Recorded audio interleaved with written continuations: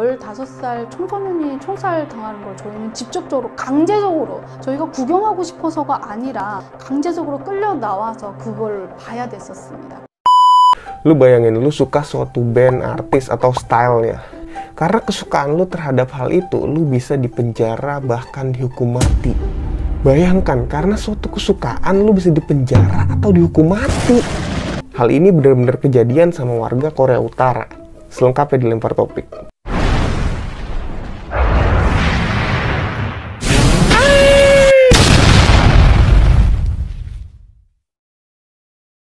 Media punya pemerintah Korea Utara, ibaratnya TVRI-nya lah, ngelarang anak-anak muda Korut untuk pakai bahasa gaul ala Korea, gaya fashion Korsel, style rambut Korsel, dan musiknya, yaitu K-pop. Nah, ini adalah bagian dari undang-undang baru yang dibuat untuk membasmi segala pengaruh asing yang masuk ke Korea Utara. Dan ancaman hukumannya nggak main-main, bos. Mulai dari hukuman penjara sampai eksekusi mati. Gila nggak sih? Sampai eksekusi mati cuma gara-gara lu suka hiburan gitu. Dilansir dari Berita 1, seorang warga Korea Utara cerita kalau dia menjadi saksi mata eksekusi seorang pria gara-gara kedapatan mendistribusikan drama Korea Selatan dan K-pop. Dan waktu eksekusi itu seluruh tetangganya tuh diminta keluar untuk menonton eksekusi biar pada takut sama ancaman ini. Akhirnya, si pria diikat di tiang dan ditembak mati di depan seluruh warga. Gila kan? Pemerintah Korut nih mulai resah sama masifnya industri K-pop, K-drama, dan budaya asing yang lain. Di 2019, survei kepada 200 pembelot asal Korea Utara ditemukan 91% dari mereka telah menonton video dari Korsel dan negara asing lainnya. Gara-gara itu, pemerintah Korea Utara nih berusaha ngilangin bahasa-bahasa gaul Korsel kayak panggilan sayang ala drama Korea, yaitu oppa, yang mulai dipakai sama anak muda Korut. Lu bayangin deh, kayak lockdown kemarin, di mana orang harus terkurung di rumah. Warga Korea Utara nih cuma dapet akses media televisi yang dikendaliin sama pemerintah. Warga Korut suruh nikmatin media yang dirancang untuk ngasih tahu apa yang pemerintah mau masyarakat denger.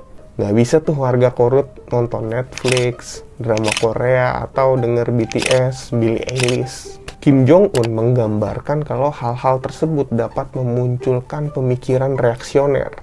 Siapa aja yang ketangkep menonton atau mengikuti budaya Korsel, Amerika Serikat, Jepang, terancam penjara 15 tahun. Bahkan ya, terancam hukuman mati bagi yang mendistribusikannya. Kim Jong-un juga menulis surat di media pemerintah Korut kalau dia pengen menghentikan gaya-gaya bahasa, rambut, dan pakaian ala luar negeri. Dia menyebutnya itu racun yang berbahaya. Daily NK melaporkan kalau 3 remaja Korut dikirim ke camp reedukasi karena mereka memotong rambut dengan gaya ala K-pop dan melipat celana panjang di atas mata kakinya mereka. Kenapa Kim Jong-un sampai segitunya menolak budaya asing? Dilansir dari BBC, analis mengatakan kalau Kim Jong-un lagi berusaha menghentikan informasi dari luar yang mulai menjangkau orang-orang Korea Utara. Karena kehidupan di Korea Utara tuh semakin sulit akibat pandemi. Jutaan orang diperkirakan akan mengalami kelaparan. Kim Jong-un pengen mastiin nih kalau warga Korea Utara dikasih makan propaganda pemerintah. Karena hiburan-hiburan dari luar, contoh kayak K-drama itu nyajiin drama Korea Selatan yang berlatar rumah mewah, pakaian kece bermerek. Wah, ini bisa bikin rakyat Korea Utara nih, terutama anak-anak mudanya ini punya mimpi hidup mewah ala luar negeri yang berideologi kapitalisme. Dengan kata lain, rezim Korea Utara ini takut kalau budaya luar ini bisa men-trigger atau memantik rakyat Korea Utara untuk melakukan perlawanan ke rezim. Takutnya warga Korut nih jadi meragukan ideologi komunisme ala Korea Utara dan memilih budaya kapitalisme negara lain. Makanya ada beberapa warga Korea Utara yang kabur karena ingin hidup lebih baik. Choi Jong-hun, salah satu pembelot yang berhasil keluar dari Korea Utara, mengatakan kalau keadaan semakin sulit, peraturan di Korea Utara juga semakin keras dan hukumannya semakin berat. Karena takut warga Korea Utara nih memberontak. Secara psikologisnya nih ya, kalau lu nonton K-drama waktu kenyang dengan segala kemewahan, kulit bersih, baju bagus yang ada di drama itu, ya kita bakalan santai aja nontonnya karena kita lagi kenyang nih kondisinya. Jadi kayak kita anggap hiburan aja tuh kayak drama.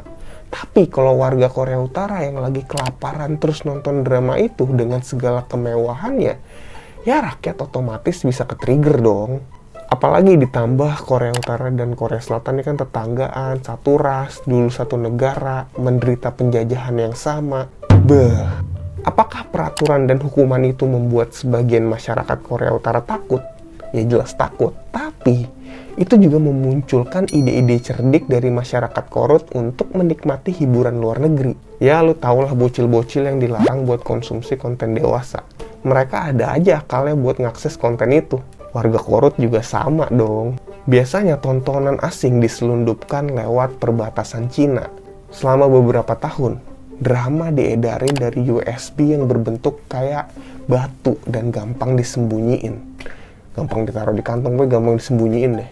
Di USB itu juga punya password, dimana kalau password yang dimasukin itu salah 3 kali berturut-turut, si USB ini langsung menghapus seluruh isinya secara otomatis. Ada juga yang setting to USB lebih aman, jadi isi konten di USB ini cuma bisa dilihat 1 kali di komputer tertentu. Jadi nggak bisa ditonton lagi sama orang lain. Ibaratnya akal-akalan menghindari cepu lah. Karena isi kontennya kehapus ya, buktinya kan juga kehapus. 20 tahun sebelumnya, di awal 2000-an, warga Korut terpapar hiburan asing dengan CD dan DVD. Jadi warga Korut dapat CD dan DVD murah dari Cina. Tapi akhirnya kebiasaan ini tercium oleh rezim Korut saat itu. Akhirnya pemerintah Korut di tahun 2002 merazia di universitas dan nemuin 20.000 keping CD. Dan itu baru di universitas, belum di seluruh Korea Utara. Gara-gara itu pemerintah Korut langsung kaget dong dan sadar sama ancaman ini. Mulai dari situ hukuman dari mengkonsumsi budaya asing diperberat sama pemerintah Korea Utara. Waktu itu warga Korut yang kedapatan bawa CD meskipun masih remaja, mereka digelandang ke sebuah ruang interogasi rahasia. Di sana mereka diinterogasi, dipukul, dan ditendang secara berulang-ulang. Ada yang dikirim ke kamp kerja paksa selama 1 tahun. Dan peraturannya tuh diperberat jadi 3 tahun. Cuma gara-gara nonton film asing selama 2 jam. Jadi 3 tahun tuh lu di kerja paksa. Lu bayangin, lu nonton Naruto, cuma nonton Naruto, lu bisa dipenjara 3 tahun. Alasan utama kenapa warga Korea tetap nekat nonton sampai sembunyi-sembunyi meskipun hukumannya berat adalah rasa penasaran. Mereka pengen banget nih tahu dunia luar, karena terkurung nih di dalam Korea Utara aja. Banyak juga warga Korea Utara yang akhirnya mengetahui kebenaran negaranya, jadi ngerasa berubah hidupnya dan punya harapan. Propaganda-propaganda dan doktrin-doktrin rezim Korea Utara ngebuat warga Korea Utara ngerasa kalau media luar itu berbohong tentang Korea Utara. Represi yang luar biasa juga bikin warga Korea Utara ini takut, terkekang, dan terbungkam. Melarikan diri dari Korea Utara pun serasa mustahil, mengingat perintah untuk menembak orang yang kabur di perbatasan yang dikontrol sangat ketat. Gue penasaran nih, kira-kira pemerintah Korea Utara yang represif kayak gini nih bisa bertahan berapa lama ya?